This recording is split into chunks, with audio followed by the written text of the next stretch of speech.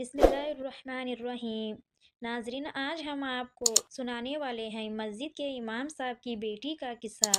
جب اس لڑکی کی وفات ہوئی تو اس پر اللہ کا عذاب نازل ہوا، جسے دیکھ کر پورے محلے والے توبہ توبہ کرنے لگے۔ چلیے آج کے اس ویڈیو میں ہم جانتے ہیں کہ امام صاحب کی بیٹی ایسا کون سا گناہ کیا کرتی تھی جس کے کرنے سے امام صاحب کی بیٹی کے اوپر اتنی بڑی عذاب نازل ہوئی۔ مکمل واقعہ جاننے کے لیے ہمارے ساتھ آخر تک رہیے گا۔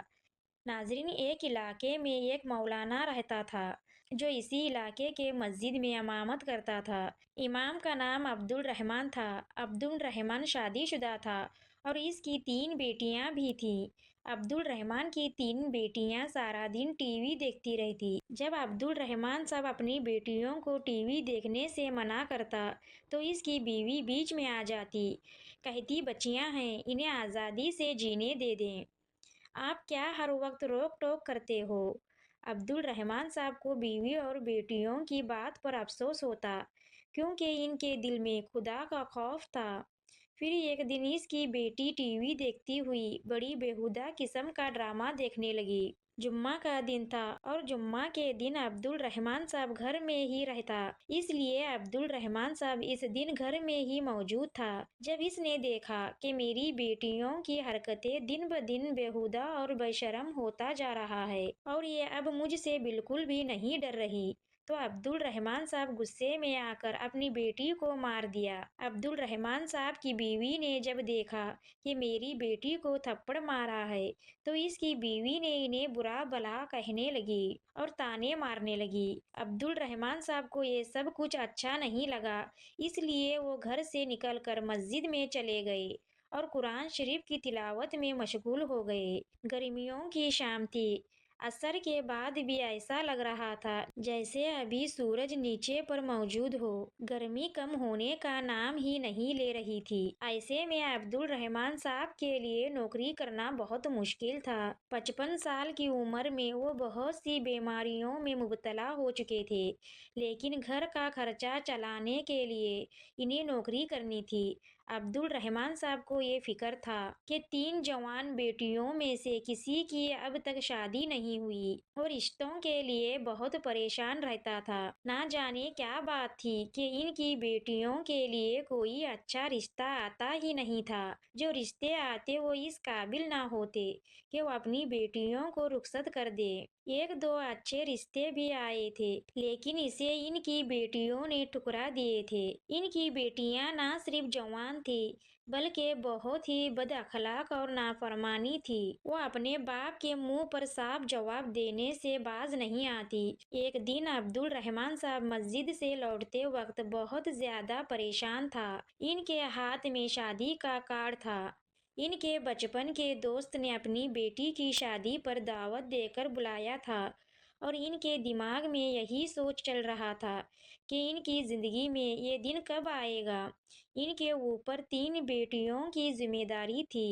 وہ اب تک ایک بیٹی کو بھی رخصت نہ کر سکے تھے، نہ ہی اچھے رشتے آتے تھے، نہ ہی بیٹیوں کو رخصت کرنے کے لیے ان کی بیوی نے کچھ جمع پونجی کی تھی۔ یہی سب باتیں سوچ کر عبد الرحمن کی آنکھیں آنسوؤں سے دھندلا رہی تھی۔ وہ مستقبل کو لے کر بہت فکر مند تھا۔ اکثر تو انہیں یہ پریشانی آتی تھی کہ اگر وہ اس دنیا سے چلے گئے تو ان کی بیٹیوں کا کیا ہوگا۔ وہ جانتے تھے کہ ان کی بیٹیاں کسی کام کے قابل نہیں ہیں۔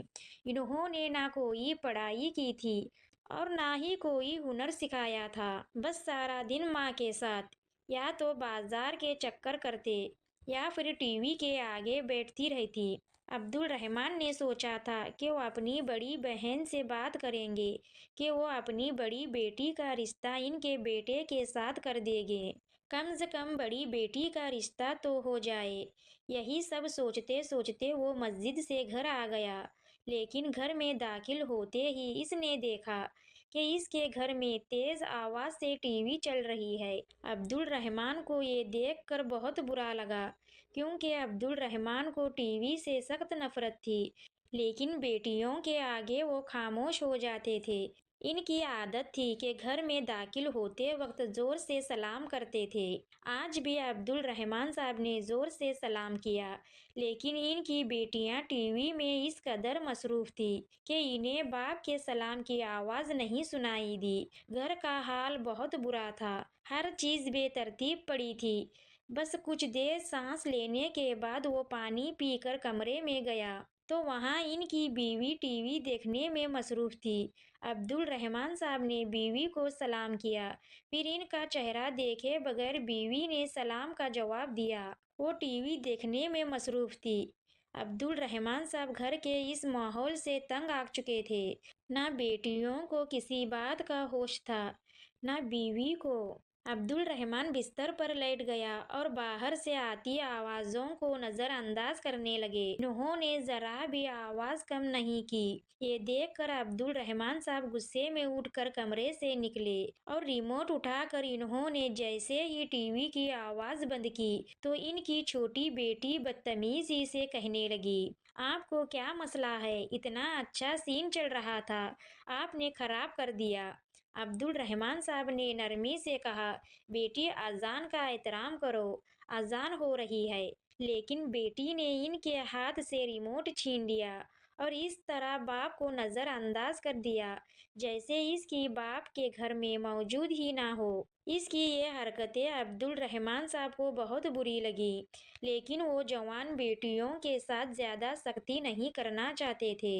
اس لیے وہ کمرے میں آئے اور اپنی بیوی سے کہنے لگے کہ کچھ تو دھیان دیا کرو، سارا وقت ہماری بیٹیاں ٹی وی میں لگی رہتی ہیں، کم سے کم اذان کا احترام کرے۔ عبد الرحمن صاحب کی بیوی نے ٹی وی سے نظر ہٹا کر ایک نظر ان پر ڈالی اور کہنے لگی، نماز کا ٹائم ہو رہا ہے تو آپ مسجد جائیے، ہر وقت گھر میں شور شرابہ نہ کیا کرے۔ بجائے بیٹیوں کے ان کی بیوی نے انہیں گھر سے جانے کا کہہ دیا۔ چنانچہ عبد الرحمن صاحب نے ایک افسوس بھری نظر بیوی پر ڈالی اور ٹوپی اٹھا کر نماز کے لیے گھر سے نکل گئے۔ نماز کے بعد دعا میں ہاتھ اٹھائے تو وہ پھوٹ پھوٹ کر رونے لگے کہ ان کے جانے کے بعد ان کے گھر کا کیا ہوگا، ان کی بیٹیوں کا مستقبل انہیں سب نظر آنے لگا تھا۔ نماز ادا کرنے کے بعد وہ اپنی بڑی بہن کے گھر چلے گئے۔ وہاں جا کر روتے ہوئے انہوں نے بہن کے آگے فریاد کی کہ اس کی بہن اس کی بڑی بیٹی کا رشتہ لے لے، لیکن بڑی بہن نے صاف صاف کہہ دیا، آپ کی بیٹیاں نہ پڑھی لکھی ہیں، نہ انہیں گھرداری آتی ہے، نہ انہیں دیندار ہے۔ میں ایسے لڑکی کو کیسے اپنا لوں؟ مجھے اپنے گھر کا سکون برباد نہیں کرنا۔ ویسے تو ان کی بڑی بہن بہت اچھی تھی، لیکن اس کی بات اپنی جگہ ٹھیک تھی۔ اس لیے عبد الرحمن صاحب خاموش ہو کر واپس لوٹ آئے۔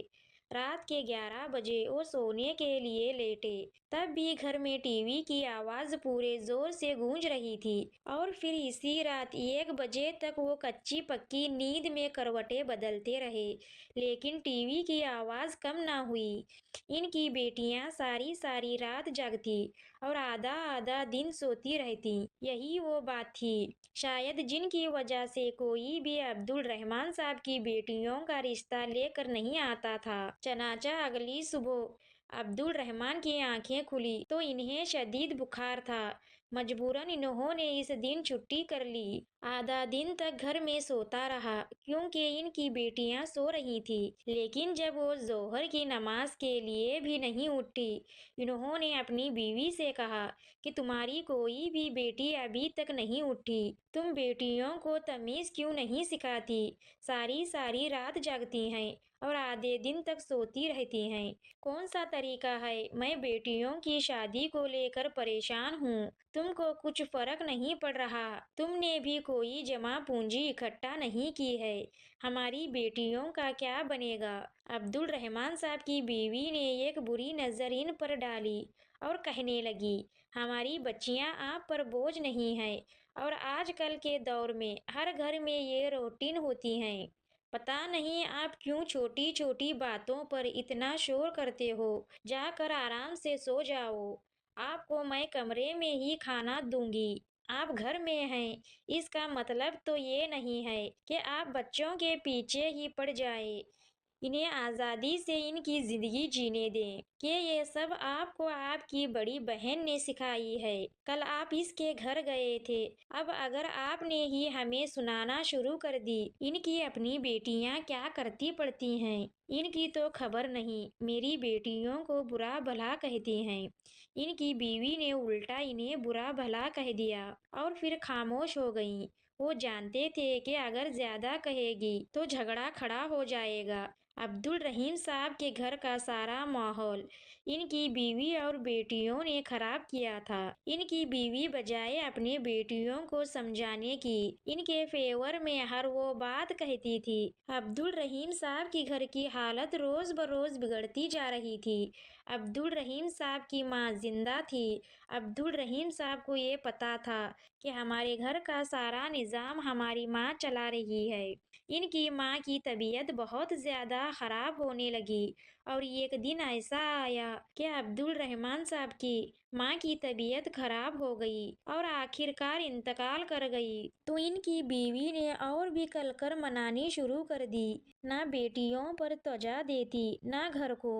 वो कभी किसी सहेली के घर चली जाती, कभी किसी के और कभी किसी सहेली को लेकर बाजार के लंबे चक्कर पर निकल जाती और पीछे से अब्दुल रहीम दफ्तर के साथ घर भी संभालते, क्योंकि अब्दुल रहीम जवानी में एक दफ्तर में काम करते थे। बाहर तीन बेटियां जोर व शोर से गाने चला कर बैठी थीं। इसने कुछ भी नहीं कहा, लेकिन असर की आजा हुई और गाने की आवाज कम ना हुई तो वो कमरे से निकले और ये देख कर इनके कदमों तले जमीन निगल गई। इनकी बड़ी बेटी तेज आवाज में गाने चलाकर किसी बेहुदा किस्म के गाने पर बेहुदा हरकतें कर रही थी। जवान बेटी को ऐसा देखकर वो शर्म से जमीन पर खड़े थे। आगे बढ़कर इन्होंने टीवी बंद कर दिया और गुस्से से कहने लगा, ये मेरा घर है, कोई तवायफ खाना नहीं। तुम तीनों को शर्म नहीं आती? ये सुनना था कि बड़ी बेटी बदतमीजी से बोली, जाकर मस्जिद में बैठ जाइए। इसने दोबारा टीवी को लगा दिया। इनके सामने ही रक्स करने लगी। इसने ये बदतमीजी करना अपने माँ से सीखी थी। अब्दुल रहमान आंखों में आंसू लिए इन्होंने घर छोड़ा और मस्जिद में आकर बैठ गए और नमाज पढ़ने के बाद भी घर वापस जाने का दिल नहीं चाह रहा था। वो मस्जिद के बाहर से टेक लगाए खुदा से दुआ मांगने लगे कि किसी तरह इनके मोहल्ले का एक बच्चा दौड़ता हुआ आया और कहने लगा, अब्दुल रहमान साहब जल्दी से घर जाइए, आंटी ने आपको बुलाया है। ये सुनकर अब्दुल रहमान साहब हैरान हुए। कुछ देर पहले तक सब कुछ देखा था, फिर अचानक क्या हुआ? वो जल्दी से घर पहुंचे तो इनके दरवाजे पर औरतें खड़ी थी। वो बहुत परेशान नजर आ रही थी। वो कमरे के अंदर गया तो अपनी बीवी और बेटियों को देखा कि इनकी बड़ी बेटी बुरी तरह चीखें मार रही थी और ये हर वक्त टीवी पर बैठती रहती थी, ना अज़ान का एहतराम करती ना नमाज पढ़ती। जब भी टीवी बंद करने का कहता तो ये मुझसे झगड़ने लगती। शायद हो सकता है इसी वजह से इस पर ये अज़ाब आया हो और बड़ी बेटी का इंतकाल हो गया और इसका जनाजा नहीं उठ रहा था। चनाचा इमाम साहब ने कहा कि इसके साथ टीवी को भी इसके साथ उठाया जाए।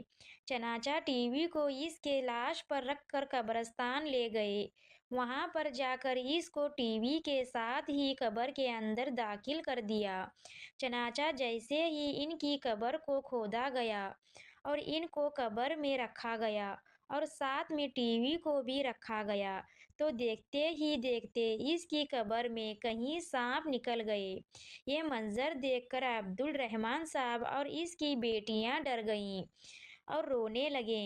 अब्दुल रहमान साहब की बेटियां अपने बाप से कहने लगी, अब्बा जान हम शर्मिंदा हैं, अब्बा जान हमें माफ कर दें, हमें हमारे किए की सजा मिल रही है। ना कभी हमने अज़ा का एहतराम किया ना ही आपकी बात मानी, इसलिए ये सब कुछ हुआ। चनाचा फिर जैसे तैसे करके रिश्तेदारों ने इसकी कब्र पर मिट्टी डाल दी और इसको दफना कर घर वापस आ गए। लेकिन अब्दुल रहमान साहब और इसकी बेटियां ये मंजर कभी नहीं भूल पा रही थी। वो खौफ के मारे दूर रहे थे और रो रो कर अल्लाह ताला से दुआ कर रहे थे कि या अल्लाह हमें माफ कर दे। इस मंजर को देखकर अब्दुल रहमान साहब की बीवी और इनकी दो छोटी बेटियां हिदायत पर आ गईं। इन्होंने बाकायदा नमाज पढ़ना शुरू कर दी। वो रहमान साहब का बहुत एहतराम करने लगी, इनकी हर बात मानती और पर्दा भी करती। लेकिन अब्दुल रहमान साहब अपनी बड़ी बेटी के लिए बहुत परेशान था, इनकी मगफिरत के लिए दुआ कर रहे थे। और अब्दुल रहमान साहब का कहना है कि अपनी बड़ी बेटी की मगफिरत के लिए दुआ करता रहूंगा।